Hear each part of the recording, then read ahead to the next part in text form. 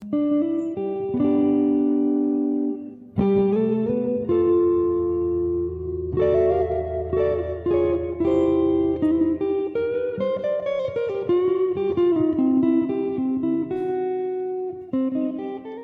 everybody, welcome back to Mary Bird's Backyard Garden. I'm Jeff. And I'm Mary. And we're here again, Mary, in the dead of winter in Texas. No, it's not. We haven't even put our big toe into winter yet. I know. I think it was 80 something. We did have one day. We were blessed with Yay! one cold day. Yay! Very cold. Hey, it's going to rain. I got to give you the weather because we're old now. That's what we talk about. I'm loving the weather. Looks like rain tomorrow night for a few days. Tomorrow night. Wow. Pretty good. Maybe hail. I don't like the hail. But no, maybe we won't get that. I'm hoping no hail, but I can take the rain. Oh boy. The clouds have been over our sky. It's been overcast. Lovely, lovely. Do you remember when we lived in Minnesota and it was July the 4th? Mm-hmm. And we went to play a baseball tournament in Austin, Minnesota. I do. Well. Home of Spam, by the way. Home Spam? Home of Spam. That is correct. It certainly is. Throw that tidbit out there for you. It is. Which we always used to pronounce it Hormel. But after we got up to Minnesota, they all pronounced it Hormel. It's Hormel. Cute little difference. Mm-hmm. But anyway, here we were.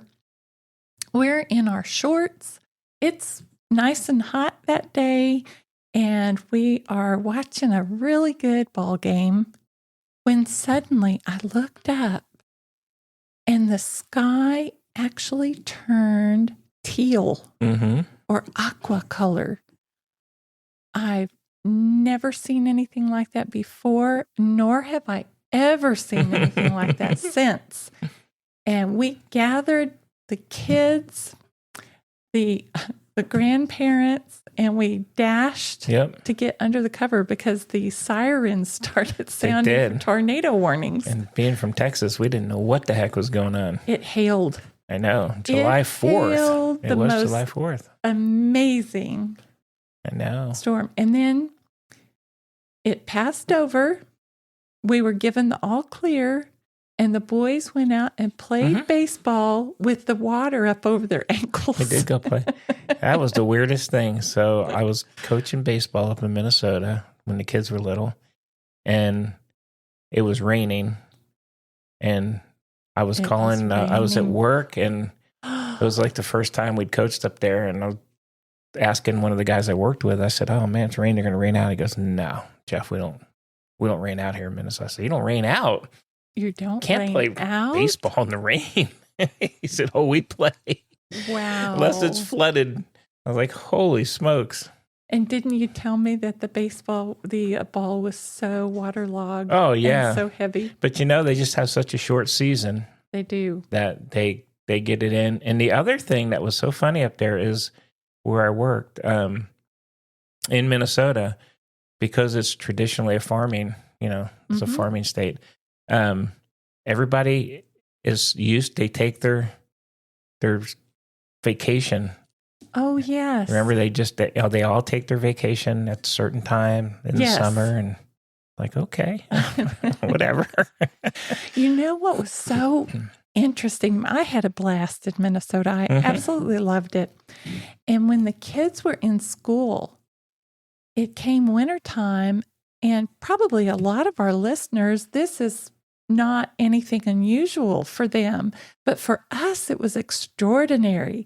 They built ice rinks in the school play yard and out on some of the it's really cool drives. And then for breaks or school lunch and things like that, the kids could go out and ice skate. Yeah, it was a really nice area there in Minnesota. We thoroughly enjoyed it. We did enjoy it. I had never seen a robin until we moved to Minnesota. Oh, I know. And then that was it was just so much different from us, being from Texas. Yeah, absolutely. but it was really nice. It was a really cool place to live. It was. Yeah, I absolutely. liked it. Now, how did we go down that path? I don't know. Sure But there about we that. are. We're back Here we now are. with Mary's backyard garden in Central We Texas now. reminisced. Yes, we reminisce. Wait a minute. I have to ask you. Yes, please do. Come on, Mary. Please do. Hey, Mary. What's new in the Yes. What's new in the garden? Oh boy. We were having a really good sale on pansies at one of our local garden centers. And I did Jeffy, I didn't tell you this, but I did a big old splurge. You did, yeah. Well, I saw you did. come home with the goods. I know. They had marked them down substantially, and it's time to change over. You know, I'm taking out the portocala that was amazing this year. I've never, ever in my all growing time ever had portocala that has been that abundant or flowered that much.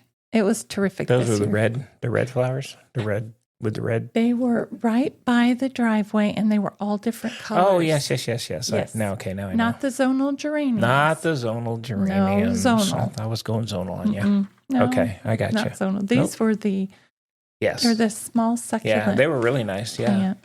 I actually saw a YouTube where a person dug up it's also called moss rose, and they overwintered it. What? I don't know. Crazy. We might give that a try. A little crazy. Well, they did so well this year. Okay. But it's that time of the year for us. We need to get our pansies in. And I'm so excited because I love them, you know. And the ones that we get, I just get the garden center because they're going to be an annual. And, you know, I want them to be beautiful, but they're not anything that's going to be like stellar, but they are good for our area. Yeah, okay. So they're just the garden center variety. And I got purple and I got a orange yellow. Nice. Or maybe gold, perhaps. Let's go orange. I like orange. Let's call it yellow. orange. Yeah. Okay. And the lady, while I was purchasing them, said I should try a checkerboard pattern. Oh, there you go. Might give that a try. Okay. You know, you better hurry because we got rain coming, Mary. I know. I'm getting them in the ground. I know. I did clean out one of our raised bed gardens. Let me tell you, we are still getting tomatoes. I know there's a lot of tomatoes There's out there. a lot of tomatoes out there. And I picked the biggest green tomatoes off of that plant. Nice. So gorgeous. You're the tomato eater, so you got a lot of tomatoes to eat. And I still have an entire garden full that I need to go out there and there harvest. Are a lot out there. I have to get out there and do it before the rain comes. Everything has to be done before the rain hits tomorrow night. Before the rain You have hits. a little bit tomorrow to do it in. Yeah, I'm going to hurry. Okay. And what's going in that garden bed is going to be absolutely kale, mustard greens. Okay.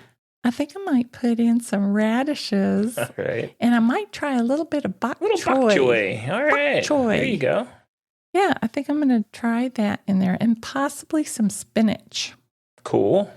And I did top up the bed with some bags of a compost mix. You were a busy little bee out there in the last couple of days. Been busy. No, wait, that's you. I didn't go out there and do it. Me, myself, and I. That's the we. But we've been taking care of our succulent garden, which I'm ecstatic about, and putting in some fresh mulch and things like that. And so it's been nicely busy. Nice. Just right. There you go. I like it. And what did you do with the water this week? That was pretty interesting. I turned the water off. I've shut the irrigation system off for the season. It off. I know. As Mary's been telling me to do. She's been nudging me. Yeah, she's shaking her head. No. I did nudged it off. Well, you have found out that information from the LCRA. I found it out right? from you. Come on. What's funny?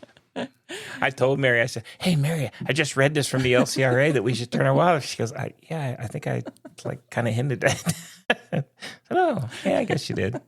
Anyhow, I know. it's funny and we have fun with it. It is but pretty it is funny. turned off now for the season. And yeah. Getting ready for the freezes and the snow and whatever. And just right on time because now we're going to have a nice rain come through. Yeah. I like it. That was my big accomplishment in the garden this week. It is pretty terrific. Darn good. It is pretty darn good. Took me a while. I had to walk inside the house. I had to click the thing over. Then I had to tell you. That's all I had. I love it. All right. All right. Well, let's zoom right into your topic of the day, Mary. What do you have? I have an interesting little topic of the day. So ordinarily we buy these containers when we go to all different big box stores, they're all grouped together. They're succulent containers and there's a big variety in there.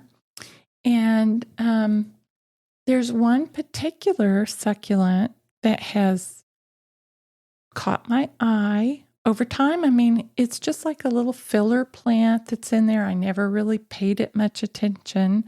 It's not like the main event of those specific plantings. However, this little plant has taken my heart, I think. I have really been charmed. And I say a little plant, but honestly, it's not exactly that little. And the name of this species is called the Haworthia. Haworthia. So when you get your little succulent mixes, it has sort of a spiky architectural form. Mm-hmm. And it does grow in a rosette. Now, not all of them, but a lot of them grow without any stem, and they form sort of a rosette shape. Wow. Okay. And so one of ours really took off, and it's got to be like 9 inches tall, and the leaves are so chubby, and I don't know, I really like it. And so I decided that what I actually did was I used an app that we've talked about before. I think it was plant.net. Mm-hmm. And I took a picture of it to find out what it was. That's how I discovered that it was a Haworthia. And so I did a little deep dive this week because right now, let's get all busy with our indoor plants, decorating, and they're so good for us in the house too. So I learned a little bit about Haworthia. Haworthia. Yes. Okay, let's hear it. Mary, let's hear about it. Haworthia is actually in the Asphodeliaceae family, and it's sort of related in with the aloes and the gasteria. I'm going to be upfront. I don't know what a gasteria is. I'm going to have to kind of look it up and see if I can recognize it. But the aloes, of course, I can recognize that, This plant comes to us from South Africa. Oh, wow. And it is endemic to the Cape region of South Africa. It likes to grow in a semi-arid type environment. Well, they grow in a lot of different locations. They do like it a little bit more on the dry. Rocky outcroppings. So you might find it growing between stones. I can see that, yeah. And also in a sandy sort of flat area, a sandy-ish area. It is also called a dwarf-leaved succulent, which is very interesting to me. You know, I learned today when I was walking through the garden center and I was looking at the pansies and everything, I ran across some Haworthias. And I walked right by one that I wish I had picked up now. I think I could find the name of it here later on as we're talking, but it actually looks like little tiny pearls or little beads. That's cool. You know, and would that be considered dwarf-leaved? You know, I think it might be. But one of the interesting features of the leaves is they have a translucent quality. And I have noticed that on our Haworthia growing. We have it growing under artificial light remember a long time ago we talked about the kalanchoe? Well, I stuck a Haworthia in there for interest to be a little contrast to the kalanchoe. And as the light shines through the leaves, they truly are translucent. That's cool. Very beautiful. That's pretty neat. And so those little tiny round bead-like structures, they also kind of glow. They're also translucent. I think that's pretty cool. That's cool. Yeah, that's really neat. And they really are great for containers. And they're really good for rock gardens, especially like if you could sort of get up close to the rock garden. And you and I have talked so many times about building a hyper-tuffa trough. And it might be kind of cute in one of those. Okay. But you got to grow it the right way, you know. Okay. So, of course, people in South Africa have known, it goes back into prehistory, you know, as long as they have known about it. But it wasn't until the explorers came in the 1700s and things like that that they chanced upon the Haworthia and began to collect them.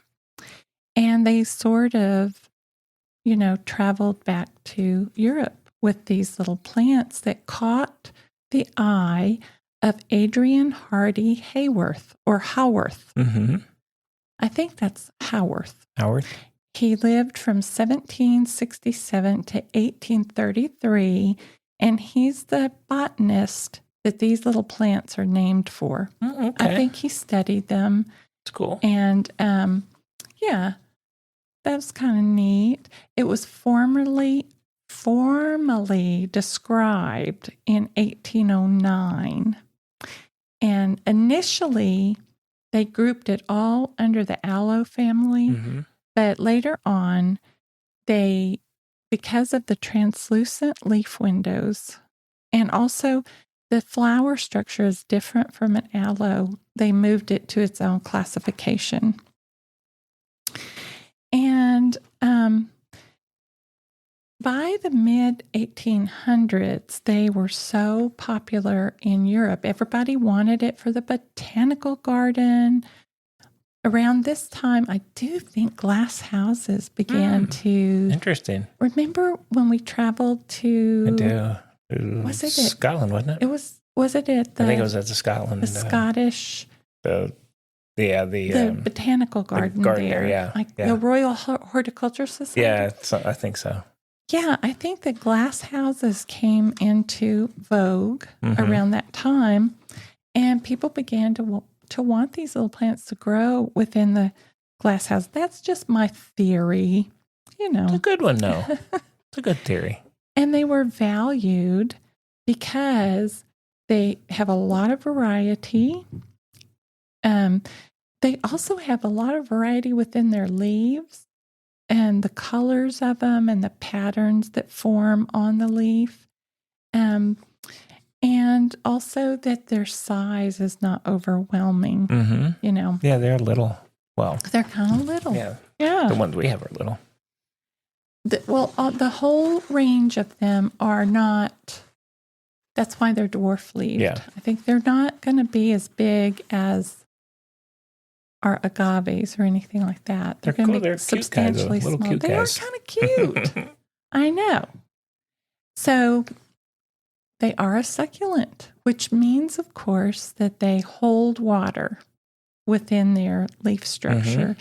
And so what I've noticed, and I've been so surprised by, is how long this little Haworthia likes to go without being watered. It really doesn't like to be watered all that often. So they are grown in areas that have it's vegetative cover, which I take to mean shrubbery, maybe. Maybe they are tucked in under shrubbery or overhanging plants. And then also we talked about the rock outcroppings. So they like to snuggle back into the rock.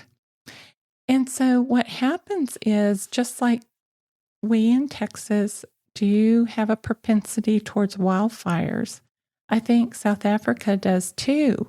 But because of their ability to withstand drought, and they're also, they grow in protected spaces, they're able to withstand the wildfires that spread there. That's pretty cool. This fact is charming. I love this. So they do like to sort of hide themselves, right? And kind of tuck themselves in. But they are so juicy that during drought situations, the tortoises, the crickets, and the grasshoppers, and little mice, or I don't know if they have gophers or voles, will eat these plants. Oh, because of the water? Yeah. Oh, that's neat. Can you imagine that little tortoise going up there and chewing away on it, you know? Today, as with a lot of plants, there's factors that impact their ability to grow in the wild. And so I do think there are measures that are trying to be enacted now to protect the wild Haworthia down in South Africa. And so, but we have so many that are being grown for our use that, I think it works out okay. Nice. I like it. They are cool looking. If you've never seen one, they're cool little. They're cute. They're cute little guys. They're very. I don't know how else to describe it. They're very like architectural, right? Yeah, they are. Modern architects. I don't know. But anyway, the reason why growers really like these plants is because they can hybridize very easily. And so you have a lot of variety being produced all the time. And, I know there's a lot of different varieties of it, right? Oh, there are a lot of varieties. And I'm going to name a few that I know of. Look at that. That was pretty good. Segued. That was a pretty good segue. Hey. Just had to say that. I like that. All right. I thought of that term, segue. Okay. The growth habit of them forming from the rosette, from the base of the plant, and not getting overly tall makes them so well suited to a little succulent garden. They're great filler plants.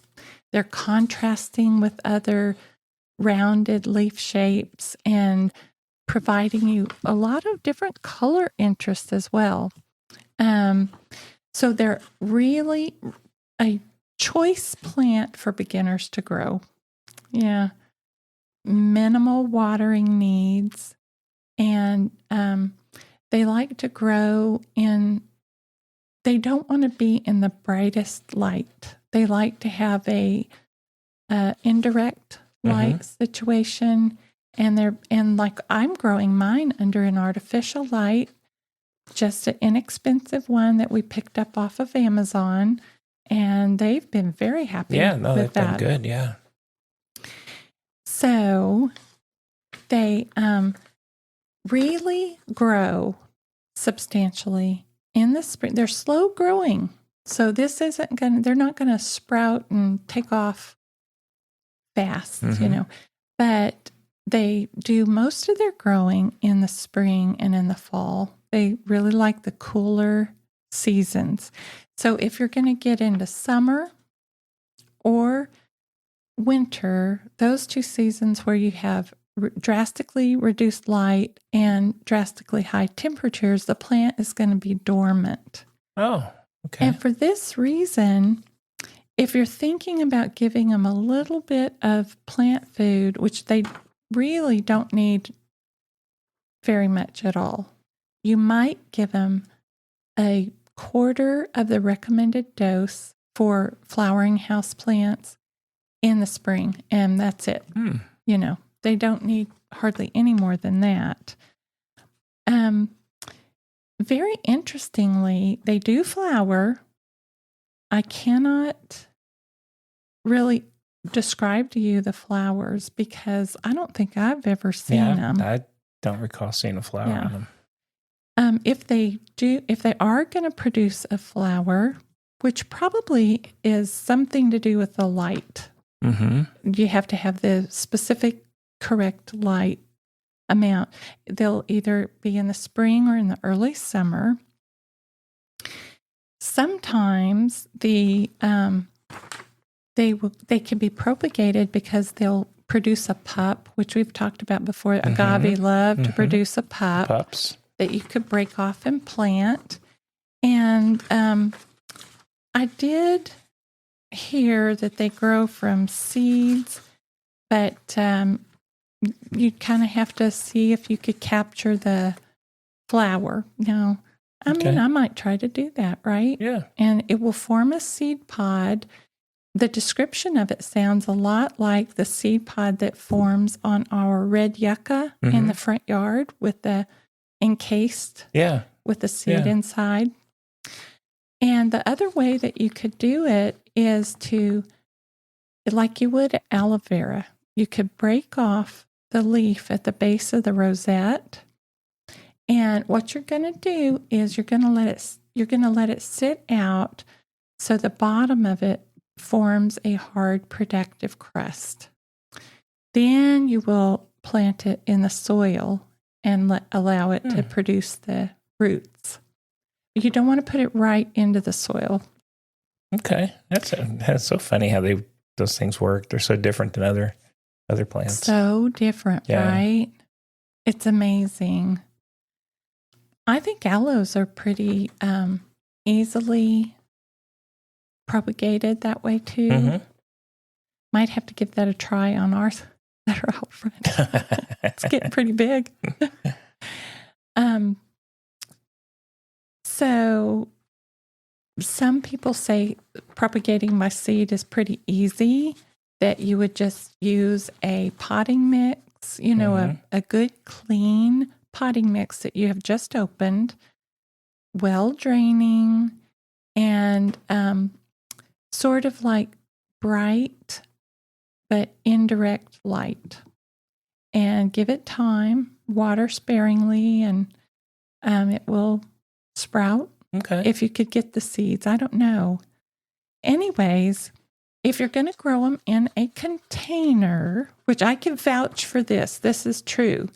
You want to use a shallow container, and we have ours in a wide, shallow pot and with really good drainage. And also, the other thing is that in my shallow bowl-like container, it's really planted close to the edge. So when I water the kalanchoes, it gets some water, but not very much, really. And I've been surprised at how well it's done. Yeah, done really good. I like them. Of course, look for your cactus or succulent soil mix, and that's going to give you a lot of really good drainage. That's very important.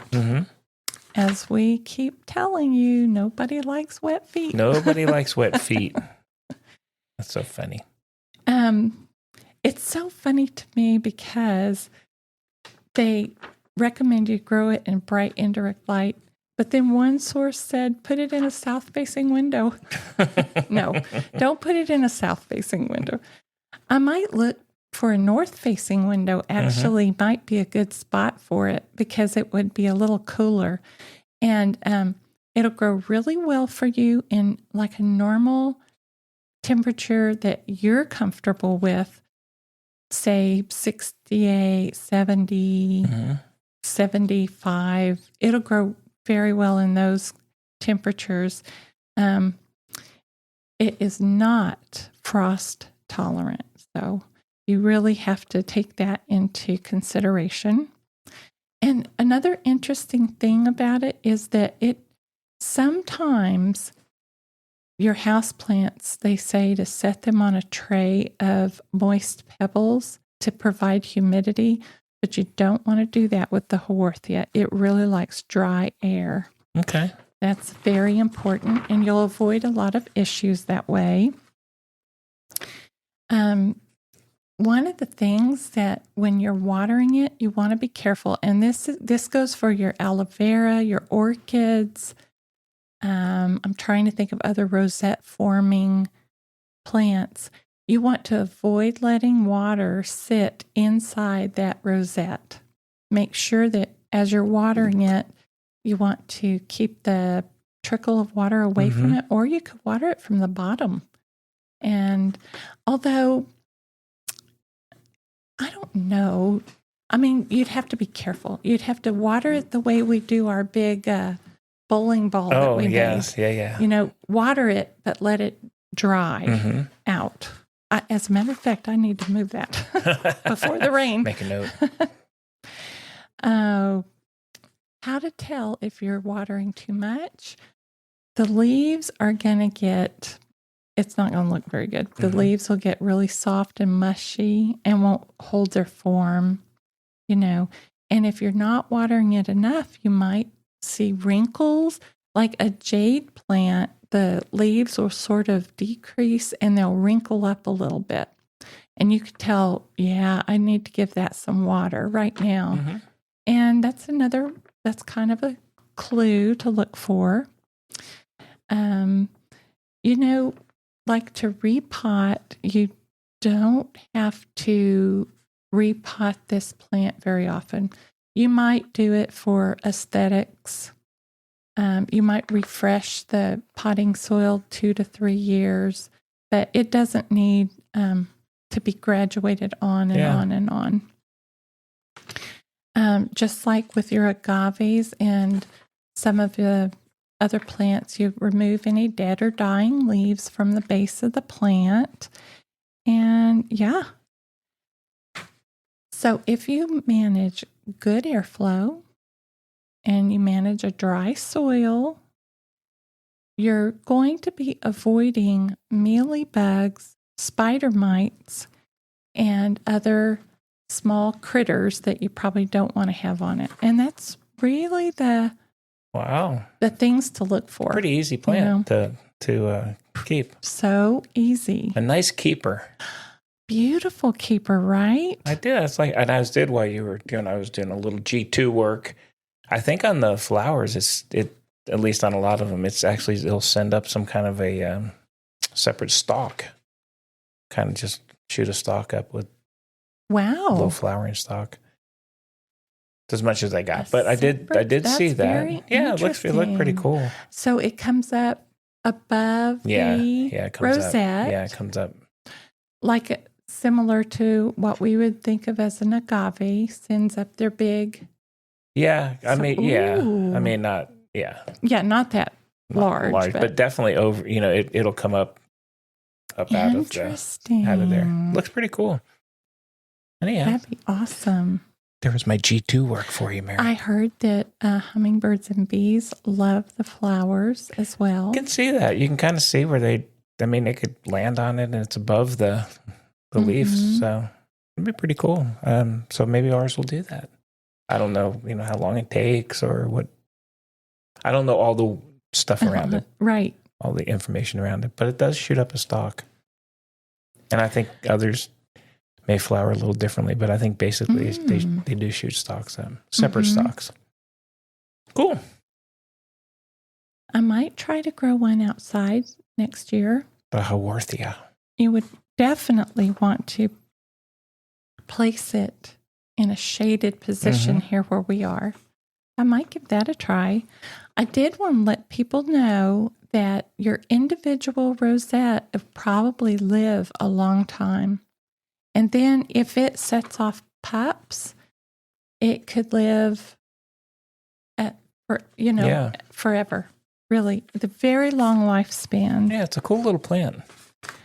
I like it. I know, right? Yeah. And then I don't know if our listeners are interested, but the small Haworthia that has the little round bead-like structure is called the Haworthia. The Haworthia obtusa. Oh, okay. Look at that. See, I'm showing Jeff a picture of, and you can tell the translucence. Yes, absolutely. That's cool. And the Haworthia obtusa is quite lovely. One of them that always catches my eye is the Haworthia attenuata. And we find this in so many of the succulent planters that you find at all the big box stores. Yeah, that's kind of got like the stripes, kind of the black stripes on it. Yeah, that's a cool one. It's a darker green leaf than others, and it has the white zebra stripes there. Kind of look to it. It's neat. It sometimes could be labeled as the zebra plant or the fairy washboard. Interesting. Okay. Oh, I didn't realize it, but there is a picture of one Haworthia's flower. Oh yeah, that's what flowering. That one's pretty big. Spray. But yeah, I think they do come out. They just kind of shoot out there. That would be gorgeous. Cool, isn't it? Gorgeous. I hope ours does that. That'd be neat. Yeah. And one of them that I picked up, it's unusual, and I'm not sure how to describe the formation of this plant. It does not come out as a circular rosette. Do you see it? There. It's called the Haworthia truncata. Okay. That was definitely different. And it kind of grows. So there's a central plant or a central leaf, I suppose it is. And then it grows in a line. Yeah. The leaves form in a line going outward. That's interesting. That is interesting. I think there's a lot. I was looking at there's like 150 species of them. So wow. I mean, I was looking at one. There's a pink one out here. I was looking at a pink one. I think it's called the Haworthia fasciata albo variegata. Oh my gosh, that would be awesome. Yeah, I think there's a lot of different species and different looks. So a pink one would be awesome. Cool. There's a yellow one. There's a lot of cool ones out there. Wow. Yeah, they're cool little guys. I think that one of them that I picked up, here's a very good picture of the Haworthia truncata. They also have it listed as the cut window plant. But the Haworthia coercitata, it doesn't have another name listed. I think we have seen this one before, and it sort of grows up in a tubular form, and the leaves curl like claws around this structure. Yeah. That's and cool. I know we've seen that before. Yeah, very neat. And lots of different ones out there. So many, such a variety. And that pink one and yellow one, that sounds interesting. Well, I think we might be digging a little further into growing the Haworthia. They are nice. They're easy to grow. Don't take a lot of care. And they are hardly any care. Pretty perfect for our area here in Texas. So, if you're a person that travels, or you're a person that, I'd probably keep it away from my pets, probably want to keep an eye on it. But our dogs don't ever seem to bother with any of our plants. It's perfect for people that want to go on vacation. Yeah, you don't have to worry about it. Really don't have to worry about it. I'll tell you. Nice. Well, thank you, Mary. And actually, the kalanchoes have been, they're probably less in that category, but they have been a joy to grow as well. They have thrived. Cool. Yeah. We're all about easy, aren't we? Well, sometimes easy is quite nice. It is. It is good. I like it. All right. And I do think that completes my... Complete your mission. My discussion your mission is completed. Of the Haworthia. Yes, it's very cool. Cool little plant. I would encourage everybody to take a look and see if that might be right for you out there. Oh, absolutely. Yeah. Well, I don't have a Jeff's Corner this week. It's been Mary's Corner mostly instead of Jeff's this week. So I don't have anything cool or exciting, and I just don't have it. I don't have anything, Mary. What can I say? Sometimes that happens in gardening. I know. Well, it's getting to wintry, and things are slowing down a little bit. So, well, things are slowing down in the garden a little bit, but things are picking up with the grandkids and their events. It is. So, it is. We're getting busier with school activities. And looking forward to seeing a lot more of all of our grandkids. Yeah, absolutely. Well, since I don't have any, what else do you have for us? Well, I was going to talk about what is coming up in the next week, what to get ready for. And like I said before, I'm planning to start putting in cool season into that one raised bed. And so I went out online and I looked up the Natural Gardener to their monthly checklist of what you could do. And I was astonished at the amount of food type plants that you can plant in now. That's crazy. And also December. Okay. I can't list them all. We would be here for a long time. And it depends on what you like to eat, but strawberries are on that list. I really want to put in strawberries. And also turnips. Are you a turnip eater? No, turnip eater. You didn't get when you said turnips. I just, okay, turnips. So many lettuces are on this list that I like. I do like to grow lettuces. And broccoli can still be planted even now. Wow. If you're interested in some flowers, you could plant out your calendula, also known as the pot marigold. And your bachelor buttons are really good. Snapdragons, which I love to grow, and pansies, of course. And one of the things I'm super interested in growing, and I might have to do a deep dive on this one, is the fava bean. Oh, I saw it on your list, the fava bean. Yes. Okay. I might be very interested. Might be interesting to try. Winter, it grows during the winter. Okay. And this is a good time to think about your cilantro, too. We want to plant that in the cool season. Swiss chard is like almost a year-round plant for us here. It so is. That's really good to get in there. We love Swiss chard. We do. And if you want some fun, try growing some radishes. They're a fun little guy to grow. Okay. Pretty easy. All right.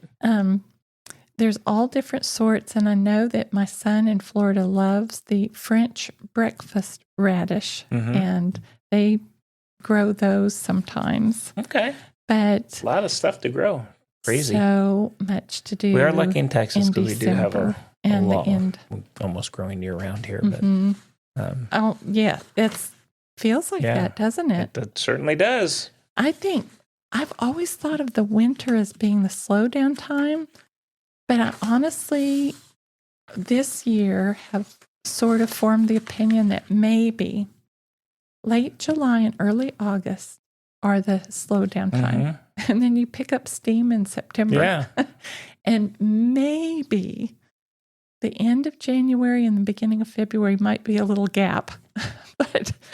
But not for your indoor seeds. No. Can always do indoor. Gardening is a year-round sport, Mary. Gardening is a year-round sport. And interest. Very cool. And I do think that there's so much for us to go and do. I think it's time to go do it. Absolutely. Yeah. Get out there in your winter garden. Oh, man. I just love it. I love it right now. All right. Anything else? No, I'm ready to go. Oh, boy. Woo. Mary's got a big smile on her face. She's excited. Well, when I was at the garden center, they had African violets on sale for half off, and I did pick up a few. Okay. And I'm very excited about going and looking at them. Awesome. All right. Well, as always, we appreciate you guys joining us here at Mary Bird's Backyard Garden. We hope you continue to follow our DIY backyard journey with our foibles and... Oh, boy, we have a lot of those. Foibles, and we'll let you guys know what's working, what's not working. But we do appreciate you joining us here. Absolutely. Happy gardening. Happy gardening. We'll see you next time right here at Mary Bird's Backyard Garden.